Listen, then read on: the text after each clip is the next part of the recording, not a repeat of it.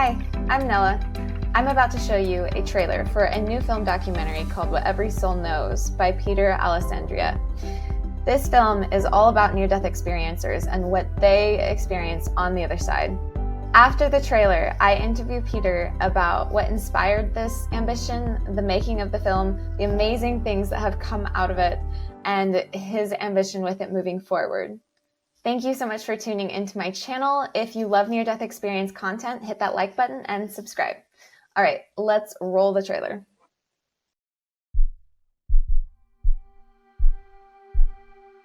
I think this is the best thing going on anywhere, to be in human form incarnated on Earth at this time. At the soul level, we decide in advance what characteristics, what personality traits, what challenges we want to take on. The soul chooses who it's going to be born to, what family it will belong to. And I've thought many times that I might be mandated to Earth.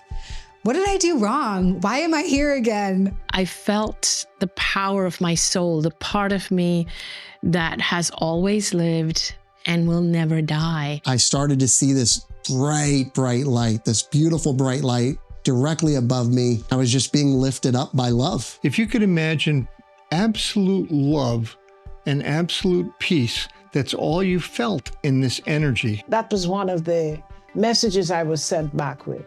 Go back and tell them, life is eternal. That realm is sharp, clear, detailed, meaningful, powerful, filled with emotional truth and depth. When Nolan flatlined, what I experienced was Mary Fran coming across the veil, and she scooped Nolan up out of his physical body.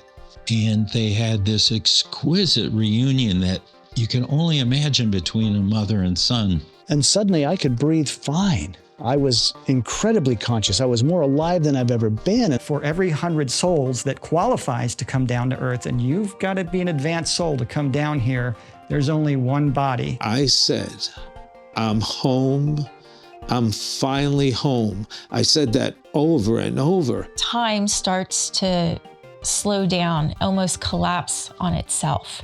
I began to surrender to the concept of dying. Everything that was temporal or physical or mortal about that soul was drawn aside, and I saw who he was, and I was in the presence of the divine. Every single person is this light walking around the center of their body, in the center of their energetic structure, in the center of their chakra system is the heart. It's the heart center. I also understood that was heaven, but this is heaven. If you want to be in heaven, you can just be there. 60 interviews, 38 questions, all in a groundbreaking documentary about the afterlife. Every soul knows the joy of remembering who we really are.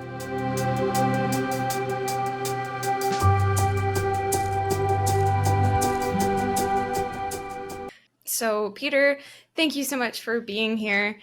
Did you ever have a specific isolated moment where you had a spiritually transformative experience, or was yours kind of like mine, where it was a whole bunch of spiritual experiences that resulted in being transformed?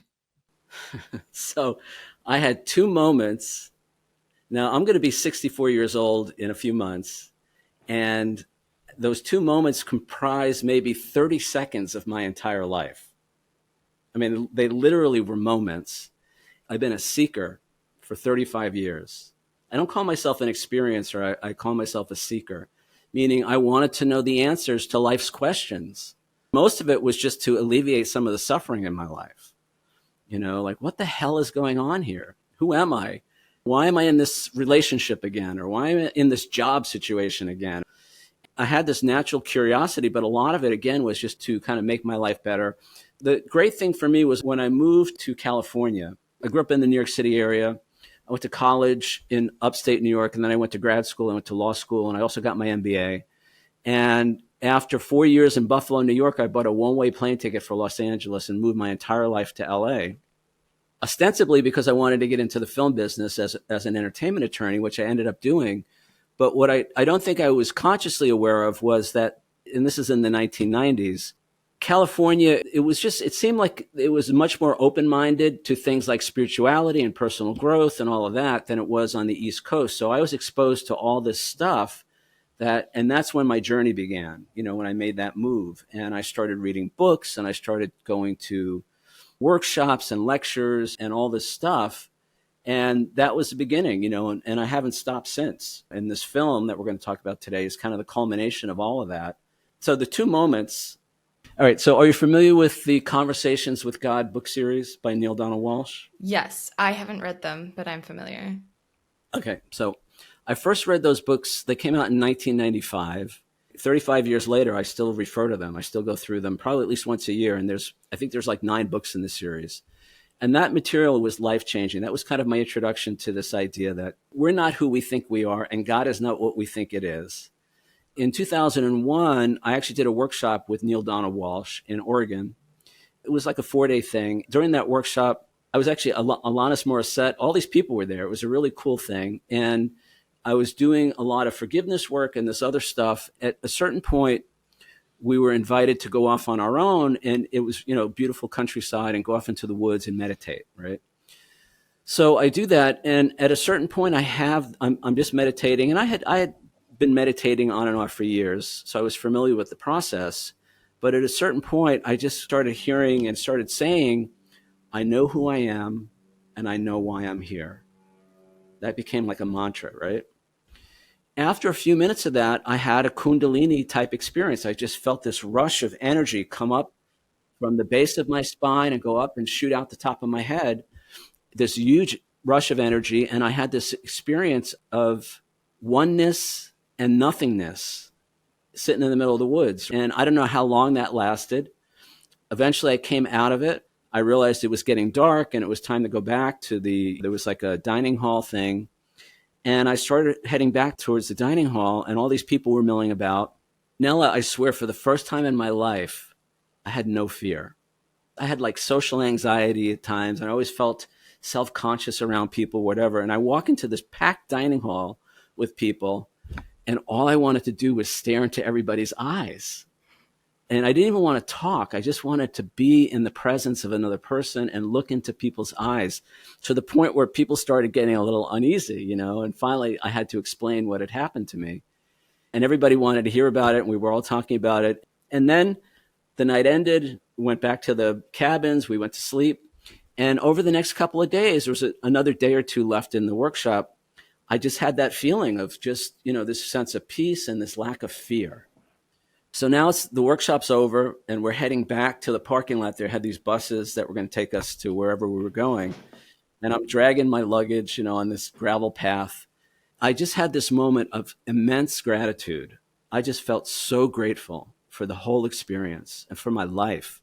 And so I just silently to myself, I just said, thank you, God, for this experience. I just had this feeling. I was so grateful. And I swear to God, like 2 seconds later, I heard in my head, it was a voiceless voice, took my breath away, and it said, thank you, Peter, for allowing me to experience life through you. Ooh. And I took my breath away, and I literally had to stop walking, and I had to lean against this tree. And everybody I was with, they kind of turned around, are you okay? And I was like, you're not going to believe this. I was like weeping. I was just so overwhelmed with this. And I believe that's our relationship with God, in a sense. We are God experiencing itself here in the physical. Eventually, I tried to hang on to that feeling and all of that, and eventually it faded. I still remember it like it was yesterday, but the sensation and all that kind of faded. And that was in 2001. And I've literally had nothing since then until 2019. I was in LA, but at this point I had changed careers. I'm now working as a photographer. I'm back on the East Coast. And I had a client in LA, actually, that I was doing some photography work for.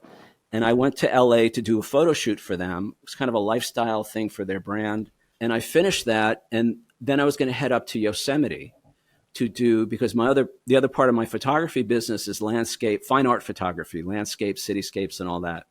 I finished the photo shoot in LA. I'm driving up the coast. I'm going up to Yosemite. I'm working as an attorney in LA. I'm working in the film business. And then in 2008, there was this thing called the global financial crisis. And it was just this mess. I mean, it was really a nightmare. And a lot of people, including me, lost their livelihoods. And I literally lost my law practice in a matter of months. It was gone. So, of course, at first, it created a lot of stress and anxiety. But eventually, because I've been doing my spiritual work and studying different, law of attraction, all this other stuff, I eventually came to the idea maybe this was an opportunity for me to do something that I was really passionate about. I was good as a lawyer and I enjoyed it, but it was never my passion in life, but it provided me with a really good livelihood. And, I had a really nice lifestyle, living in Beverly Hills and West Hollywood and doing the whole Hollywood thing for years. And that was great. And that was gone, right? And I did all kinds of things to try to resurrect, looking for new clients. I actually I hadn't worked for anybody in 20 years, and I started sending out resumes to law firms and production companies, and I was calling all the people I know at the studios, nothing. So eventually, after a few months of that, I realized, maybe it's time for me to move on. And I thought, well, what am I really passionate about? And it was photography and filmmaking. I'd become an amateur photographer and filmmaker while I was practicing law. I was meeting all these filmmakers, and the thing that was happening at that time was the independent film world was really kind of coming into its own. So the Sundance Film Festival was becoming popular. And I started hanging out with those guys. And I was young and single, living in LA, and I was meeting all these people. And I got the bug, and I basically taught myself filmmaking and then photography. And so when 2008 rolls around and I'm like, okay, what am I going to do with the rest of my life? I thought maybe this was my opportunity to pursue that. Now, I've never taken a filmmaking class. I've never taken a photography class. I mean, I was literally law, economics, business. I never even took like an art appreciation class in college. I mean, I had no clue about any of that. But what happened was I had been practicing and, like I didn't go to film school, but I made a bunch of short films, and that was my film school, actually doing it. Finding actors, casting, finding locations, doing all the camera work, all the editing, all of that. So here I am with this law degree and MBA and everything else. And now I'm going to leave all that behind and become some kind of a creative person, right? I chose to do that. I took the leap. I had a bunch of money saved, and I also chose to come back to the East Coast around that time. My parents were getting older, and I don't have any kids of my own, but my sisters started having kids, and I was constantly flying back and forth for birthday parties, dance recitals, holidays, all of that. So I thought I'm just going to move back. Now I'm back on the East Coast. And Nella, for almost 3 years, nothing happened. I set up some websites. I told people, most of them thought I was crazy, but I told people I've left the law behind. I'm now a creative person. I'm, all this stuff I'm going to do. And at first I thought, well, it must be because of the economy, right? The economy was still really bad. And I thought, well, maybe that's not it. And I thought, well, it must be because I don't have a formal education in art or photography, right? That must be it. And I was kind of looking around me, and I'd met some other photographers, and most of them didn't have a formal education. So I realized maybe that's not it. At one point, I was even convinced it was because I didn't have the latest and greatest camera equipment. But I finally realized, and it was really an epiphany, I realized the problem wasn't out there, the problem was in here. And that problem was I had a really negative self-image when it came to being a creative person. And as I was sharing with you earlier, I was terrified of criticism, of rejection. I was terrified to put myself out there. What happened was after almost 2.5 years, the money started to run out. And so now it was time, right? It was like put up or shut up. So I had to start doing all the things I was afraid to do to get a business, any business. You have to do marketing, you have to do promotion, you have to put yourself out there in some way. And so I started doing that, and I started applying all the stuff that I had learned in all the workshops I did in California, and the law of attraction and visualizations and vision boards and all of that stuff. I finally started doing that. And I went from somebody who never won an award for anything in my life, literally, to somebody who's won more than 75 awards for my creative work, mostly my photography, from somebody who was afraid to post photos on social media to somebody whose photos have been published in newspapers, magazines, online, around the world. Millions of people have seen my work. And I created a business for myself, doing what I love to do, and also hopefully being of service to my clients and all of that. So I had this transformation, right? And so now I'm winning awards. Oh, and I'm having exhibitions and art galleries and all this other stuff with my work. And people start asking me, so, would you come speak to our group, photography group or high school or whatever, talk about how you became successful doing what you're doing. I think people really underestimate the power of their personal narratives. And I'm kind of going there. I'm leading up to that. The reason I'm telling you all of this is people started saying you have to write a book. Okay. And this is what's leading to my second spiritually transformative experience. So for years, people are saying you got to write a book about all this. And I'm saying, yeah, one day I'm going to write a book, but I'm too busy now winning awards. I became an official photographer for this company. They do fireworks shows. And they're like the preeminent fireworks company in the world. And they started sending me, they sent me to Dubai.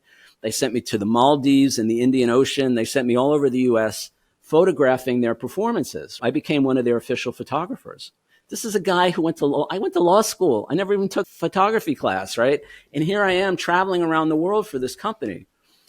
So I'm saying, yeah, one day when I'm done, I'm going to write a book. Now it's 2019. I'm in LA. I do this photo shoot for the client. Now I'm going to go, and then I'm going to go up to Yosemite because my fine art photography is a business now. I'm selling prints. I've sold prints to collectors in Australia, all over the place for my photos, right? So I'm going up there. I'm going to do all these photos. So I'm driving up there. I get to the visitor center. I'm not quite to the park yet. Yosemite is this beautiful national park, all of that. I'm looking for a restroom. So I get to the visitor center. I get out of my car. I'm driving. I've been in the car for like 4 hours. I really got to pee. And I just kind of get out of the car. I'm a little stiff. And I guess I wasn't looking where I was going. And I tripped. It was like a curb hidden by these vending machines. And somehow I caught my leg on that. And I didn't even fall, but somehow I caught my leg and I tore my calf muscle. I don't know if you've ever torn a calf muscle. It is the most painful thing you can imagine. And I was immediately rendered lame. I couldn't put any weight on my foot. I couldn't walk. So 1 minute I'm planning my trip to Yosemite. The next minute I'm like, what the fuck just happened? I couldn't believe how painful it was. And it was confusing. And it was this really strange moment. But what happened was, and this is the whole reason I'm telling you all this, in that moment of pain and confusion and what the fuck just happened, I heard very clearly in my head, now you can write your book. Oh my gosh. Right? It was like writing a book was the last thing on my mind at that moment, right? I hadn't thought about it for I don't know how long. But I immediately knew that's what I had to do. Long story short, somehow I didn't go to the hospital because I'd actually tore my calf muscle on my left leg like 6 years earlier. I knew what the injury was. I knew what the recovery was. I'm in the middle of nowhere and I'm not going to go sit in an emergency room for 3 hours and all that. Somehow I made it to the hotel. I was alone, but I drove myself to the hotel. I'm literally hopping in on one leg and there's a guy behind the counter. So you got to help me out. I told him what happened. I said, I need a pair of crutches. Within 20 minutes, I had a pair of crutches. I had gone grocery shopping that morning. So I had all these groceries and I was supposed to be there for a week. So I went to my room in my hotel and I had all my groceries. I had my crutches. And that night I started writing my book, right? And that's what this book is. Be bigger than you think you are, overcoming our self-imposed limits to have the life we want. And I didn't stop until it was finished. And it took me, I was really out of commission for almost a year. It was like solid 9 months. But I worked on it and I knew I had to finish it and it was hard and I did it. So now we're into the pandemic. So now everybody's home and I was just starting to feel better with my leg and now I can't work anyway. The one thing that I did while I was working on my book, kind of laid up, was I read a novel called Adventures in the Afterlife. Now, I was familiar with the near-death experience and all that, but I'd never really dived into it. I probably wasn't sure myself what it was. And the other thing that happened in 2019 was my dad passed. So that was very difficult, very challenging. And when somebody like that passes in your life, for me at least, I started asking all those questions again. The questions like, who are we really? And what happens when we die? And where do we come from? And why are we here? And what's really going on, So it was that, it was being laid up, and it was reading that book that really got me in this, thinking about these questions again. I eventually optioned that book from the author to turn it into a feature film, right? So I optioned the book and I started writing a screenplay. And as part of the research, I started watching NDE videos, probably The Other Side, and all the other YouTube channels that were doing these interviews with NDEers, right? And I went down the rabbit hole. And now I really want to know, is this stuff really true, whatever. So I started reaching out to some of these people. I just saw them and I just started finding their website and sending emails, and they started responding, right? I had been working on that screenplay. Now we're into 2022 or 2021, and I wasn't getting anywhere. I sent the screenplay to all my connections, which were very few and far between at that point. In LA, nobody would read the script. I was burning out on writing that screenplay, right? So I realized I had to put it aside. And then one day, do you know Christian Sundberg? You probably know Christian, right? Yeah, I do. Pre-birth experiencer, right?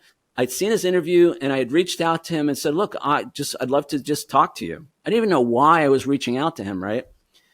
So we have this Zoom just like this. And just before that, I'm making breakfast and I'm kind of waiting for the toast to pop. And the toast pops up. And at that moment, an idea pops into my head. And that idea is you have to do a documentary about all this. But you have to be in the same room. It has to be on film, live on a green screen. And you got to get your questions answered. And so later that day, when I was talking to Christian, I just said, we had a great conversation. At the end, I said, look, I'm thinking about doing a documentary about all this. Would you be interested in being my first victim? Whatever, I forget how I said it. And he was like, sure. Now, the problem was he wasn't traveling at the time. So if I wanted to do his interview, I had to go to him. And he's in Erie, Pennsylvania. It's about a 7-hour drive. So I drove up there. And in the meantime, I had been reaching out to local people here in northern New Jersey and New York City, in that area. I had connected with a bunch of psychics, channels, mediums. I don't think there were any NDEers in my immediate area, but there were a bunch of mediums. And I just started fanning out, and I just started saying, look, I'm doing this documentary. Are you interested? And people started saying yes. Then I found out about ions. And then I reached out to Angela Harris, who at the time was one of the directors for IONS, and she was arranging the conference in 2023 in Washington, D.C., and she connected me with all these people who were going to be at the conference, and I rented a suite, and I set up all these interviews, and I did I think I did 15 interviews in 4 days at this conference. That started the whole thing. And then I just kept reaching out to people. And now, as of today, I've interviewed over 60 people. And it's changed my life, completely changed my life. I very much enjoyed your documentary. I specifically thought that your questions were very well thought out. And I feel like from the beginning to the end, the placement, it was all a very natural and free-flowing progression. I'm curious, though, have you answered your own questions? So the other thing that happened, Nella, in the middle of all this, now it's like April 2023. You're going to talk about your brother, right? Yeah. I hadn't seen him in a couple of years. So I reached out to my brother. We weren't estranged or anything, but we weren't as close as we could have been. He was my younger brother. So he moved from the New York City area. He moved to Florida. And he was living in Wellington in Florida, close to, actually in the same condo complex as one of our sisters was living down there with her kids. So they were close. They were living together again, which was great for them. They're very close. But I hadn't seen him. So I just said, I want to come down for a week and see you guys. Is that okay? And he said, sure. So I went down there, and we were very, people always used to say, I can't believe you guys are brothers. You're so different. We'd had our issues over the years. There was a lot of stuff that I think both of us were kind of carrying around. And one of the things that I did when I got to California was I got involved in 12-step programs. So over the years, I'd not only gotten sober, but I'd done a lot of forgiveness work, and the 12-step process is very healing. So one of the people that I made an amends to was him. Tried to kind of mend that relationship. And so like I said, we weren't estranged, but we had very different interests. I think he might have still been hanging on to some things, but anyway, so I went down there, spent a week with him, and it was good. We did some healing, and we spent a lot of time together, and my sister was there with her kids, the whole thing. It was great. Come back to New Jersey, 2 weeks later, he dies. He's dead. He's gone. My sister calls me, and I was actually with a medium when she called, and I had my phone off, or it was actually vibrating, And the medium said, you should really answer your phone, because I was going to answer my phone. And so she knew, the medium knew what had happened. And that was my sister calling me to tell me that my brother had died. So one of the things about my brother was he's a really hardcore New Yorker. When I was visiting him, I'm sitting in his living room with my tablet and I'm watching an NDE video on YouTube, and he overhears it. And he's like, you don't really believe all that stuff, do you? And I was like, well, I'm kind of making a movie about all this. I better believe it, right? So you asked me, did I get my questions answered? Up until that point, I think there was still some doubt. Like I was probably 85% believer, but I had grown up in a very Roman Catholic kind of thing. I can't say I was traumatized by that, but it never made a lot of sense to me. And I became more atheistic than anything for most of my life. Now, looking back, I realized it was mostly because, and this came out of the 12-step work that I did, it came out mostly that I was angry at God. It was like, God, how did you let all this happen, either to me or to other people in my life or whatever, So I had that. And also, I think when you're younger, you're living your life, you're not thinking a lot about what happens after we die and all of that. But as you get older and you start seeing, people I went to high school with are dead, it's like, it's very strange when that starts happening. I was at that point in my life where I was really kind of questioning all this. Like I said, I was probably 75, 85% there. And then when he died, I was so distraught. I was so overwhelmed with grief. It was the hardest, saddest. When my dad died, that was tough, but this was so, so hard. And I was so sad. I had some regrets, and all of that. And what I did was I went back to Florida to help my sister with his estate. He wasn't married. He didn't have any kids. So it was just really me and my sister.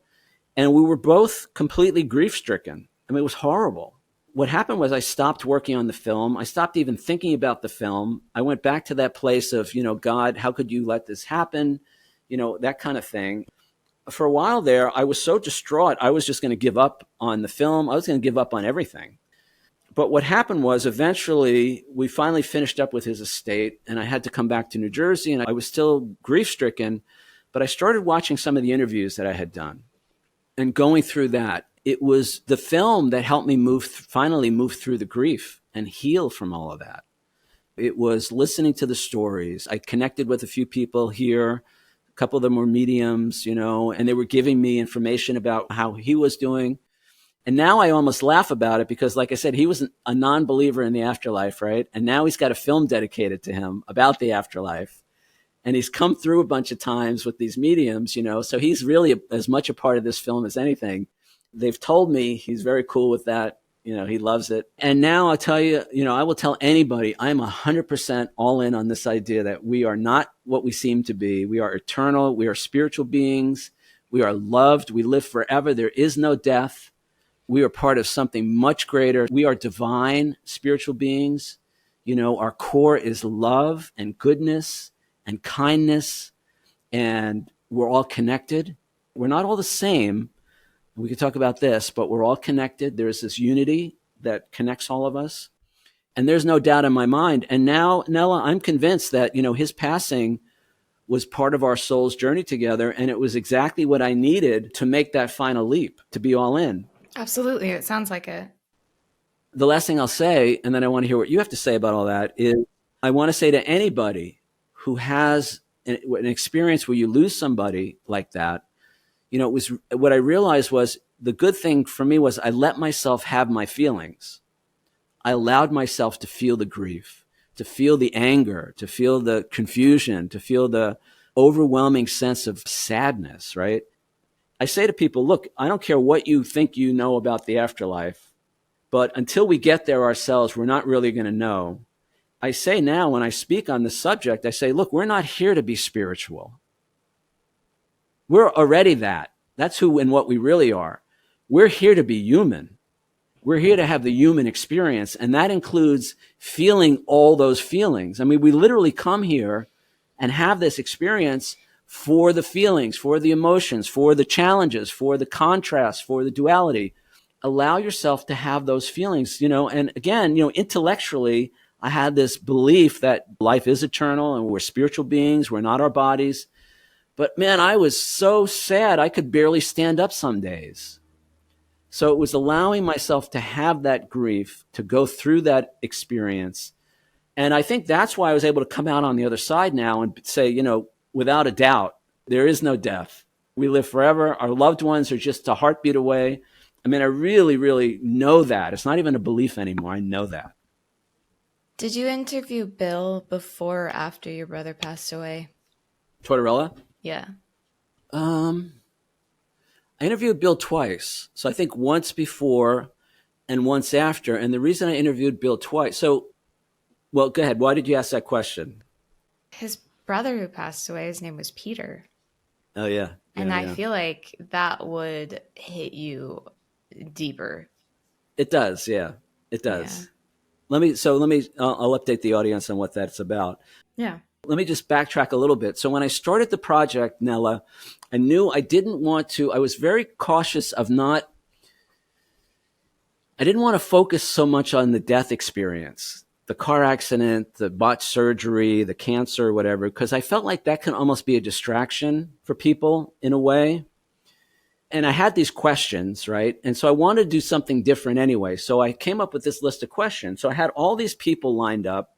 And the first 40 people that I interviewed, they never got to tell their NDE story. I said, we're not doing stories. You're answering these questions. So with everybody, including Bill, the first time, I went through all the questions with everybody. Now, a couple of things are interesting about that. You saw the film. It's amazing. So nobody knew who else was being interviewed for the film. Nobody knew what anybody else's answers were to those questions. Yeah, they all had so much in common. Right? Yeah. And that was over almost a 2-year period. Every one of them was in a total vacuum. And yet when you watch the film, the answers fit together like a puzzle, right? It's like they're almost answering each other's answer, you know, and following up and all of that. How does that happen? So that was brilliant. But then about a year and a half ago, I realized, maybe a year ago, I realized, there is value in telling the story. I went back to some of the people I had interviewed, and then I reached out to a bunch of new people to do kind of what you do, their first person account of their near-death experience. So there's a bunch of those in the film now. What struck me about Bill's story was the life review. So for anybody who doesn't know, the life review is when we pass over to the other side. We typically, not everybody, but we typically, it depends. If you're staying there, you almost definitely have a life review, right? And the life review is when you kind of relive the life that you just completed. They describe it in different ways, but the idea is that not only do you see what happened, you experience what happened in those moments. And not only do you experience what happened, but you experience it from the other person's point of view, how they experienced it, what they felt, what they were thinking. So Bill in particular, when he was like 20 something years old, he was married, he had a 2-year-old son, and he chose to leave the marriage. And he basically left his wife and his 2-year-old son. Mm-hmm. And, he says that was when I was being young and dumb. And he was just being selfish, and he wasn't thinking about the effect that it would have on them, right? During this life review, during his near-death experience, he got to re-experience that whole thing, but from their point of view. And the way he describes it in the film is, I felt their pain. I became their pain. I felt their sadness. I felt their grief. And he said, I had no idea I caused that kind of pain. That's really important, I think, for people to begin to understand that, we do have an effect on other people. Everybody says the life review is an educational process. It's not about making you feel bad for what you did or didn't do. It's not about punishing anybody. They say you're not even really judged. You're there with your guides. You're there with your soul family, but nobody's judging you. Nobody's going to make you wrong, but you will experience what you caused other people to experience. Now, sometimes, and a lot of them say, look, it was the simple things, because it's not only the bad things, it's also when we do something good for another person. We get to experience that again. And a lot of people said, it was the little things that I didn't think of. It was holding somebody's hand when they were having a hard time, or it was Mary Helen Hensley. She talks about, this is back in the day, but she said, I paid the toll for the car behind me. These are the things that came back during the life review as these wonderful moments. So we experience both. And it's educational, and it's to expand our awareness to become more of who and what we really are, which is light and love. So again, the reason I'm telling you all that is I brought Bill back for a second interview And what Nella was just referring to is Bill had an older brother. I think his brother was maybe 15, 20 years older than him. It was almost like a father figure in his life. His brother died of cancer. And so when he had his near-death experience, one of his guides was his brother. And that seems to be pretty common. Not always, but we may often find that one of our guides, at least on the other side, is a loved one who's passed on. His brother's name was Peter. So when he told the story and then he sent pictures and all that, I mean, I felt that. And it just reaffirms for me that there's something much bigger going on, guys. Your life is not about car payments. Your life is not about, where you went to school. Your life is not about whatever you think it is. There's something much bigger happening here. And I hope to convey that in the film. I feel like you did. Absolutely.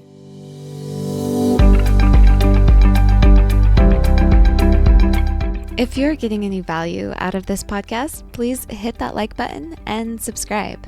Also, if you've enjoyed my content before, or maybe you're new here, but you like it, drop a comment and let me know you're here. I would love to get to know my audience. Thank you for listening, and let's get back to the content. I drew a similar comparison with Eben Alexander's sister. That was a very powerful story. I'm very familiar with a lot of the people that were in your film, but the depth and the amount of personal experiences that they shared in your documentary was much more than I've seen anywhere else. Like I was saying, Eben Alexander, the story about his sister, I had never heard that anywhere else. And I thought that was a very profound aspect of his experience. And I feel like all of the interviews have a deep and profound moving effect to them just inherently. Are there individuals that you interviewed that you feel like you've really cultivated a strong connection, that resonance, or just them giving you like an aha moment or something that was transformative? All right, so I get this question a lot. A couple of things I want to say first. So number one is these people changed my life, the interviews and all that. And it was important for me to give people that space. A lot of them, I wanted to hear something that I hadn't heard before. Another person in the film, you may remember Paula Rand, whose son committed suicide. Paul had an NDE. Paul had never told that story publicly to anywhere. Nobody knew about that. And when I was prepping him, he told me about it. And I was so honored, so deeply honored that he trusted me enough to tell that story, for the first time. And we become fast friends. I mean, I'm friendly with all these people. I have everybody's phone, everybody's number is on my phone now. And it's like, so this is what happened. In many cases, about half the interviews were done here in New Jersey, right? And my deal was this. If you fly into Newark, not JFK, but if you fly into Newark, I will pick you up at the airport. I'll bring you to the location, which happens to be my living room. We'll do the interview. If we have time, I'll take you out for dinner. If not, I'll take you back to the airport the same day so you don't have to stay overnight if you don't want to. I wanted to make it as easy as possible for them. The best times, Nella, were in the car ride to the airport, where I got to really get to know these people, because it was no longer their story. It was about who they are as people. And every single one of these people, I have to say this, impressed me as, number one, genuine. A lot of them have written books, but most of them, they're not getting rich off of telling their story. Trust me. Right? And in fact, most of them are putting up with all kinds of crap, being debunked, being ridiculed, especially those who started telling their story, like Anita Moorjani. She started telling her story in 2012, I think it was. Yeah, before there was a community of support around it. Yeah. I mean, even a few of the people that I interviewed, I'm not going to say who it is, but 20 years later, their family still doesn't talk to them because they think they're crazy. Now, the environment's changed dramatically in the last few years in particular, and people are much more open and accepting. But my point is, they ain't doing this to get rich. I don't think they're doing it for attention. I think they're doing it because they want to make a difference. They want to uplift humanity, really. And what a better way to do that, and that's the whole point of my film, is to introduce people to the idea that we're not who we think we are, And what's going on here is not what we think is going on here, guys. They're my heroes. They've been on the front lines, again, some of them for 15, 20 years telling their story, and they're still doing it. They're getting on a plane to fly to New Jersey with a guy who they don't know. They had no idea who I was or what I was up to. I didn't pay anybody's travel. Everybody got a small appearance fee, but I wasn't paying for plane tickets and all of that. And I knew that they were doing it for the right reason. And then it turns out they're these beautiful people. Now, it was also really important for me to have a bunch of people in the film that you never saw before, new people. You're probably familiar with most of them, but I think the audience, a bunch of them may still be new faces. And it was really, really important for me to give them a chance to shine too. Basically, I have to say what you will about the YouTube algorithm, but the stuff that showed up in my feed that day, I just began to trust that, okay, I'm supposed to watch this video. And usually within the first 10 or 15 minutes, I knew if I wanted to reach out to somebody. And again, I got to give you credit, the other side and a bunch of the other podcasts. I was poaching your interviewees, it was basically, that's where I found out about a lot of That's good. That's why we put the contact information in the description box. Yeah. I'm just so grateful to all of them. Really grateful. And I'm not cutting anybody out of the film. Now, what you saw is less than half of the final project. Yeah, you mentioned that you have a lot of footage. I have 100 hours of footage, but I have a 5-hour thing. I don't even know what it is at this point. I haven't finished editing yet, and I've been working on this for 2.5 years. I still got a bunch of editing to do. I'm going to prepare like a 2-hour film that I'm going to submit to the Sundance Film Festival and some of the other festivals. So one of the things that I've been doing, which is fabulous, I have one coming up on Sunday, is I've been doing these in-person preview screenings. I just did an East Coast tour. I went from Connecticut to Maryland to Virginia to North Carolina and down to Atlanta. And I had all these screenings set up. And we had people come. I had hundreds of people turned out to see the film. After each of those screenings, we do an audience Q&A. So there's a bunch of people from the film there, and then the audience gets to ask questions, because the way I'm conceiving this is kind of like Afterlife 101. This is for people who may have never heard of a near-death experience. I invited my mailman yesterday to the screening that's happening here in New Jersey on Sunday. He had never heard of a near-death experience. Maybe you've heard of a near-death experience, but you don't know what the life review is, whatever. So what I want to do is have a forum to be of maximum service to my audience. I want to have a way for them to ask their questions. So in Atlanta, we had about 75 people turn out. It was a 2.5-hour screening, and then most of them stayed afterwards to ask questions. People are having spiritual awakenings in the audience. I did a screening on Long Island back in February. At the end, we were ready to get into the Q&A, and this 85-year-old guy stands up in the back of the room, and he's like, "This film changed my life." He's like, "I never thought about any of this." And at first, he thought it was all fake. We had an intermission, and then I talked to him, and he said, "This has completely changed and I'm 85 years old." He said, "I'm glad I found out now," right? So anyway, my point is, I'm showing the film now to audiences, which I love. Eventually, I'm going to when I finish it, I'm going to turn it over to some kind of a distributor. Hopefully, it'll be widely available, streaming services and all that. Although I'm not going to give it to anybody exclusively. I don't care how much money they offer me. I don't want anybody to have to subscribe to Amazon or Netflix just to see it. And you got to remember, I was an entertainment lawyer for 20 years. I used to draft these contracts. I know all these contracts and all that. My hope is that it's widely available. And then eventually I got to finish this. I mean, it's 2.5 years. I'm going back to the IANS conference. They didn't have a place for me to show the whole film, but I got a 1-hour time slot. I'm going to show like a 30-minute highlight reel. And it's going to be a bunch of stuff that you didn't see because I couldn't fit it in that preview that you saw. I'm financing the entire film myself. I put all my retirement savings basically into this. I haven't been doing anything else. I haven't been working. This is my mission. This is why I'm here, right? And I'm totally okay with that because I know that eventually the money is going to come back. And the other thing that I did, Nella, which was really important to me, was even though it's going to be like a 5-hour or whatever, some people only get a few minutes on camera.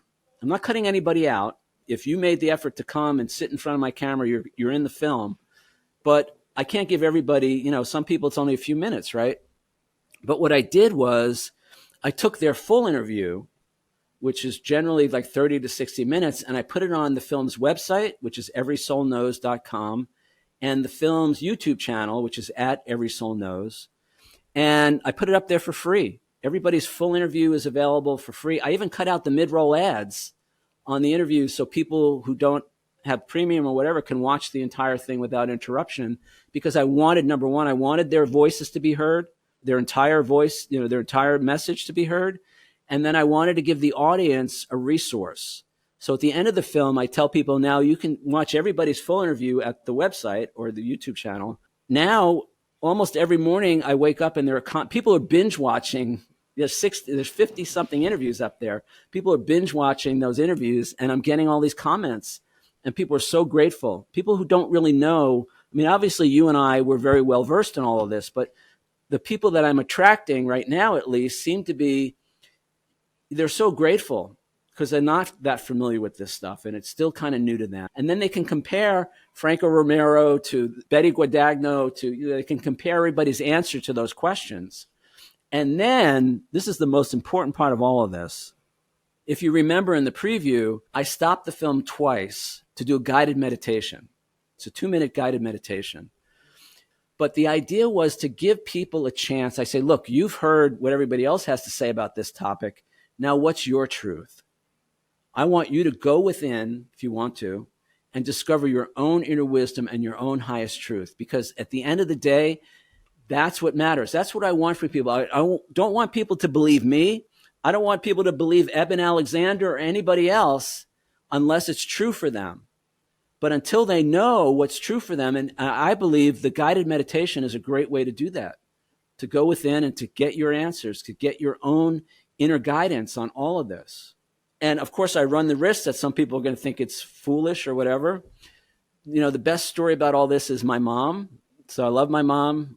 We have a great relationship. Didn't always, but we do now. So she's seen the film like 3 times now. And she said, Peter, I'm so proud of you. You're doing such a great job. I love that you're so passionate about all this. But you have to understand, I think this is all a big fairy tale. She's not a believer. But she's supportive. Yes, she's supportive. But at first, it was kind of an existential crisis for me. It's like, oh my God, my mom, I'm making this movie about the afterlife and she doesn't believe in the afterlife. The first time she saw it was with my sister, my niece, and my young niece and nephew. They're 11. We were all, and this is when she said that, and she kind of, everybody jumped on her, like, what? How could you not believe? And I was like, guys, calm down. She's entitled to have her own beliefs about all this, right? So everybody backed off. And what I realized, Nella, was there was a time in my life when I probably was the same way, when I was not a believer. And I think for me, part of that at least was I was afraid to believe. I was afraid because what if it's not true? What if we get there and it's not all light and love? Or worse, what if it's what a lot of the religions tell us if we didn't live a perfect life? So it's almost better not to believe. Now, maybe I'm projecting. I don't really know if that's true for her or not. But I will say this, because I didn't attack her, I didn't try to change her mind, I didn't try to convert her, she's kind of coming around. So we did a screening of her 2 sisters, my cousin's fiance. I did a little thing at the house here in New Jersey a couple of weeks ago, and my mom was there. It was July 4th weekend.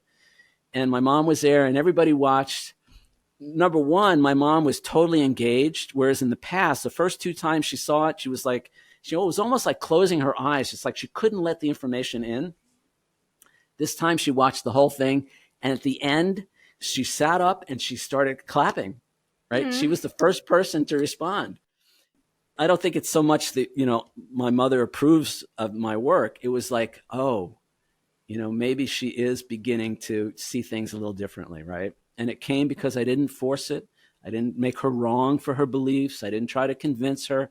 And so that's how I want to be with the audience. I don't want to tell you what to believe. And again, I say this right at the beginning of the film. I say, look, when it comes to the afterlife, none of us is really going to know until we get there ourselves. So have your beliefs. I'm not trying to force anything on anybody. And here's the thing. It's not even so much what happens when we get there. The question is, what are we going to do with that information while we're still here? I want to just stop. Do you have any questions, any comments about all that? I feel like I'm totally monopolizing the conversation here.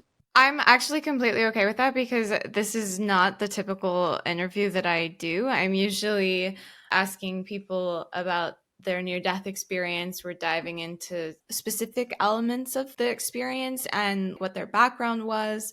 Like, it's hard for me not to just dive into the specifics of Bill's story or the specifics of, I mean, any of these individuals. Like, that's my nature. And to be stepping back and having more of a broad perspective about the overall picture of things, it's unnatural for me, but I like it. So the fact that you're sort of leading the conversation is productive in a sense. Right. Yeah, stop me at any time if you want to. And I'm almost done. I'm also just enjoying listening to your perspective about this entire project. And I mean, even before the project, what has led up to you feeling inspired to embark on this journey, the result around you, how it's impacted your mother, and what your mission is. I think you're leading the conversation beautifully. Great. Thank you. And I think you and I have a lot in common in that respect, in that we're kind of outsiders looking in almost in a way, and yet we can't help but be transformed by this. Oh, absolutely. For me, it's been really important to take the message of these people who have these experiences and ask, how can we take that to make our lives better while we still think we're here in these bodies?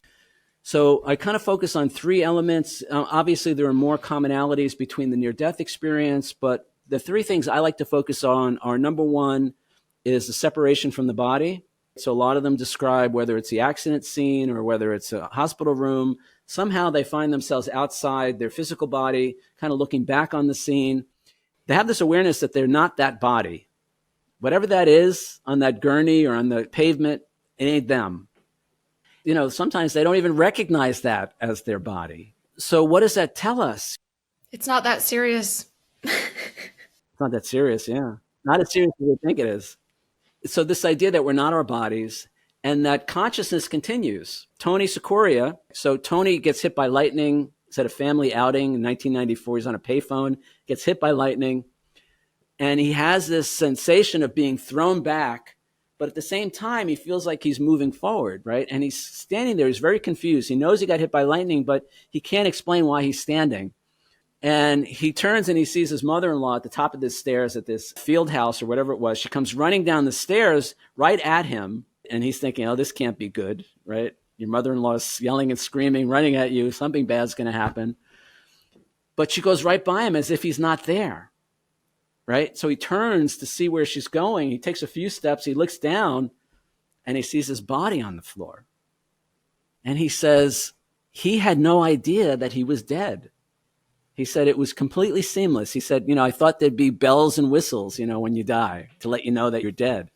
He said it was nothing. And then he realized my consciousness is continuing exactly as it was before. My personality, my thoughts, my experiences, it's all exactly the same except without that body. So that's the first thing, right? We're not our bodies.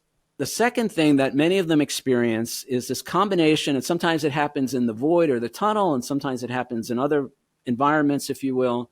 And that's this idea of, number one, peace, this feeling of profound peace, and then this experience of unconditional love, the sense that not only do you feel love, but you are love. This is who and what we really are. And many of them, Anita Moorjani, they all say, we don't have words to describe what that feeling is really like. It's so far beyond anything that we can experience here while we're in a body. So number one is separation from the body. Number two is this sense of peace and unconditional love. And then number three, which is this experience of oneness, unity, the sense that we're connected to everyone and everything, and that we're not separate from anything. Now, I've been studying A Course in Miracles for like 35 years now, and the major thing in the Course is overcoming this belief in separation, that we're separate from our brothers, from other people, that we're separate from God, that we're separate from anything. And so they have this experience. They say, I had a sense of still being me, but I also had this very profound sense of being connected to everyone and everything. So we got oneness, we got unconditional love, and we're not our bodies. Imagine if we started living our lives while we're still here in the physical from that perspective. So we're not our bodies. Well, as you said earlier, that would take some of the seriousness out of life. In my book, I talk about the difference between fear and caution. So the fact that we're not our bodies doesn't mean we should be reckless. I mean, there is still value in this experience, and we're here for a reason. Let me come back to that. That's really important.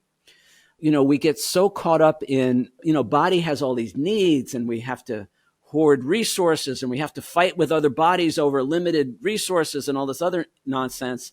We have to get approval and affection from other bodies. What if that's not who and what we really are? All right. So we kind of begin to put a little distance between all of that. Number two is this sense of unconditional love. Most of my life, I thought I was bad, and not in a Michael Jackson kind of way. I thought I was unworthy. I was unlovable. I was not good enough. I didn't have what it takes. Nobody's going to like me. And I can, again, someday, or if you read my book, actually, a lot of that, the childhood trauma that led to that is in there. But the point is, what if none of that is true? What if I am good enough? What if I am lovable just the way I am? What if I'm lovable even when I don't have the perfect question or the perfect answer in a podcast? When I started doing my photography, I was so caught up in looking at everybody else's photos and saying, oh, well, I can't do that. I'm not as good as that person. And that became my excuse to not try. Again, I could talk for hours about that whole thing, but it was really coming to love myself. And I can't learn to love myself if I don't believe I'm lovable. I fundamentally had this idea that there was something about me that was not okay, that was not good enough, that people would not like. Our NDEers are coming back and saying, no, you are love. You could never not be good enough. You could never not be lovable, because who and what you really are comes from this source that loves you without condition. Doesn't matter what you think you did. Jeff Olson in the movie, he talks about Jeff Olson wrecked a car, killed his wife, his 14-month-old son, and injured his 7-year-old. And he carried so much guilt for years and years. He carried this guilt and this regret. And it wasn't until he forgave himself after having this heavenly, divine experience of love embracing him on the other side, right? And telling him there is nothing to forgive. You are as loved as that little child that you hold in your arms. What if that's who we really are? What if that's the truth of us? And then the last part is this idea of oneness and unity. Now, I alluded to this earlier. It doesn't mean we're all the same.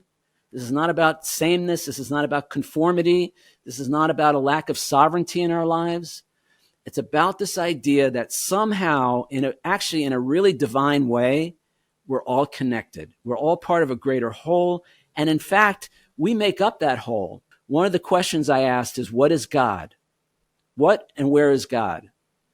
And almost everybody said, if you want to see God, look in the mirror, dude. That's God, right? And it's the sum total of all of us that comprises this thing we call God. So we have this divine connection, this divine oneness. You know Lelania Fulton? Yeah. The reason I originally reached out to her, and actually might have been on your show, was she described this experience of unity consciousness that she had. She was an adult and she was driving back from Canada. She was coming across the border. She was waiting to get into the US. And she just had this moment of feeling at one with everyone and everything around her. Very, very profound. She also had a near-death experience. Beautiful woman, actually. I love her. She's great. But she really solidified for me this idea that we're all connected. Now, what does that mean? Well, if we're all connected, then what I do for you, I'm actually doing for myself. And by the way, what I failed to do for you, I failed to do for myself. To me, that kind of changes everything when it comes to how we treat other people, how we interact, whether it's our neighbor or another nation. What if we really believe that at some level we're all connected and we're all worthy of love, of compassion? Doesn't mean that we don't have laws. It doesn't mean that there's not consequences for the things that we do. Right? Doesn't mean we don't have boundaries. So the longest chapter in my book is on forgiveness.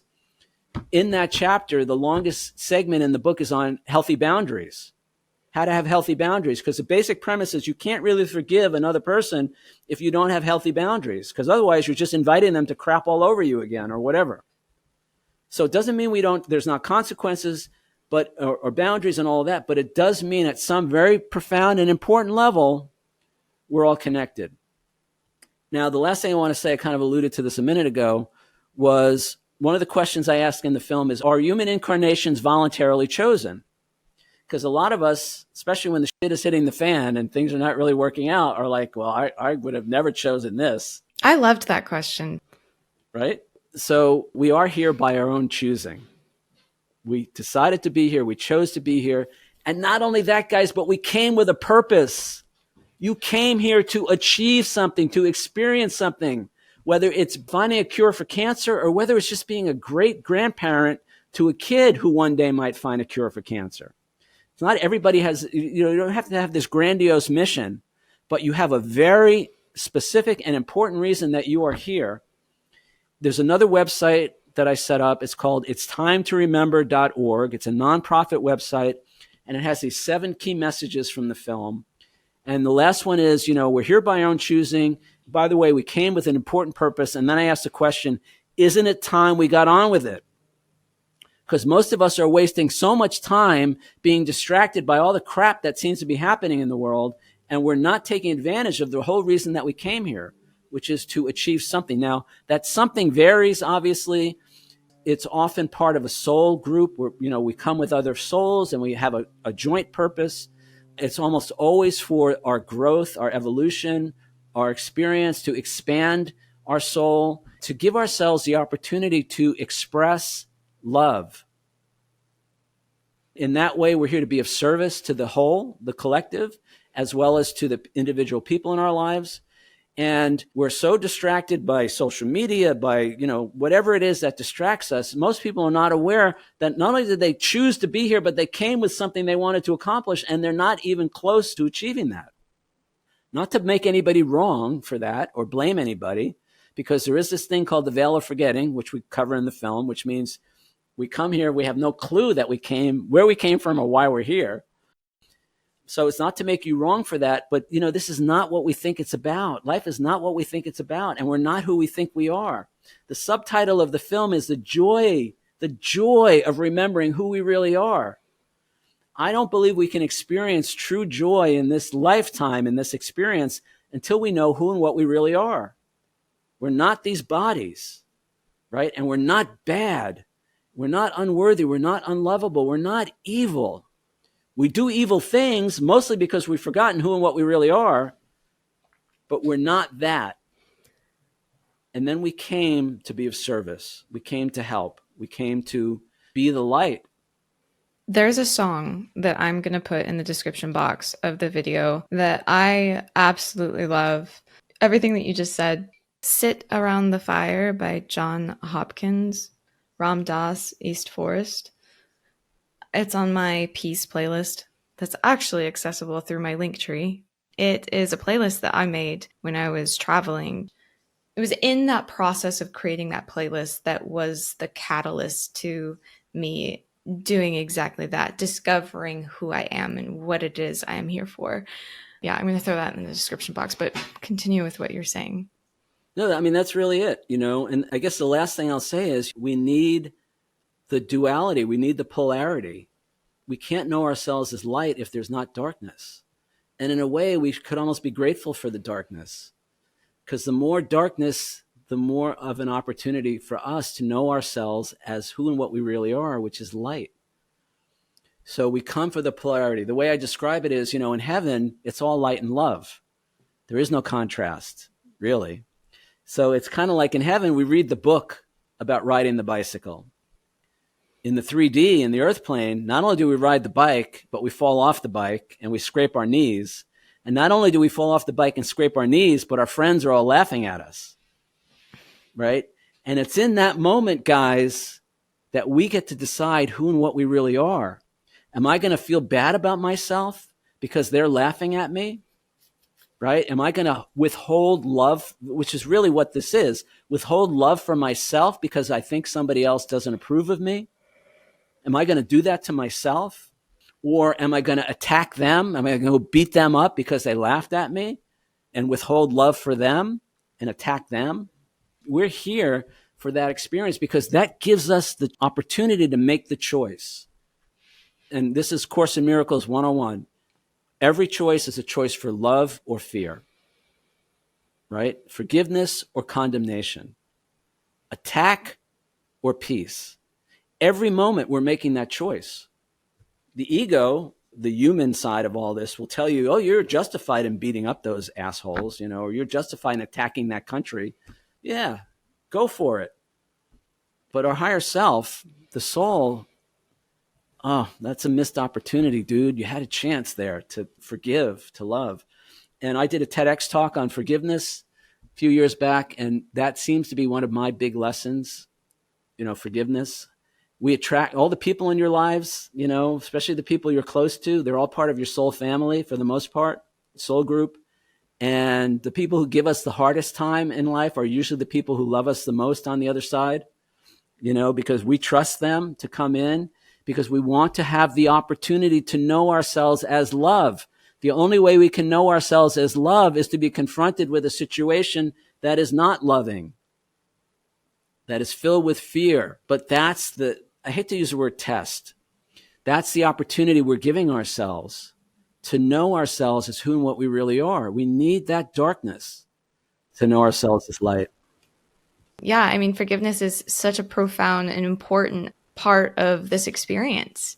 And I think it's arguably one of the hardest, depending on the circumstance. It actually struck a chord with me when you said everything is either a choice between fear and love. And that is so true. And it feels good to end on that note. So thank you so much for coming and having this conversation with me today, and for sharing that film with me, for making that film. It's a service to so many. So thank you. Yeah, you're welcome. And thanks for what you do. You're kind of a trailblazer, pioneer in this space. And I know you've been working behind the scenes for a long time. Hopefully we'll see you more in front of the camera now, because I think you have a lot to offer in the conversation. And I loved your interview with Liz that you did recently. It was great to see you. And so thanks for what you do. I do want to end with this. I want to just give a shout out to IANS, the International Association for Near-Death Studies. Been a great friend of the project from the beginning. And more than that, I always say, any organization is only as good as the people in it. And everybody I've met that has anything to do with that organization, they're just beautiful souls. I don't know how else to describe it. They're just beautiful, beautiful people. That conference, I didn't really do much in 2023 because I was interviewing everybody. I never left my room, quite literally. I left my room once in 5 days. Last year, I did a preview screening and I hung out for the whole conference, and it was so amazing to meet everybody and have that energy. We hung out a little bit. It was just such a beautiful, and those people, they've been on the forefront of this for, since 1970 something or 1980. They're trailblazers in all this. And, it's a nonprofit organization, so support it however you can. They give so many people the support. The people who don't know how to process these, how to integrate those experiences, they have a safe place to go to talk about it with other experiencers. It's just a beautiful, beautiful thing. So IANS, awesome. Totally awesome. Thank you so much for listening to my podcast. If you loved this episode, please consider leaving a review. If you're listening on YouTube, don't forget to hit that like button and subscribe so we don't lose each other. And to share the link with somebody who can appreciate this message. Blessings to you all, and I hope to catch you on my next episode.